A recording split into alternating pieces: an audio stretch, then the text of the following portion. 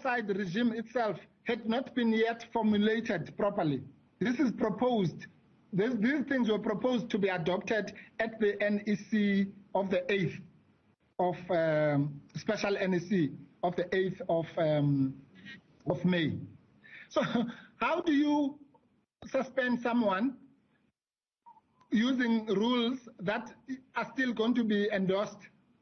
And so you've suspended them how? With retrospective effect. I mean, that's a breach of the rule of law apart from anything else. Yeah. So it's just a mess.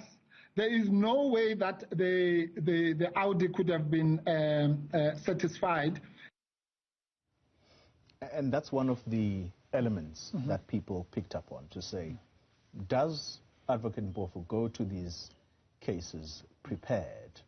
Because the strong counter to that was that there's no way that Ace Magashule would have been suspended based on a rule that had not been adopted.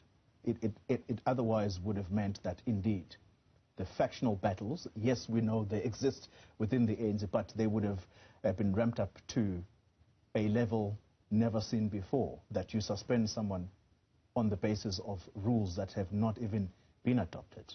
Okay. So in your when was the step-aside guidelines, when were they adopted, to your knowledge?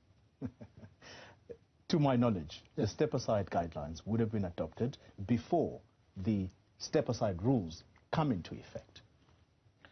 Okay. Anyway, you are wrong, but that's fine. If that's the problem, you see, you can't have taxi rank justice like what you're saying. I'm asking you, what was the date of that? Those guidelines were adopted in the meeting of the 8th. When was the suspension? You tell me. On the 3rd. Was this before or after? Is the 3rd before or after the 8th of May, in your estimation? Well, the 3rd is obviously before the 8th. Thank you. So you've answered your own question.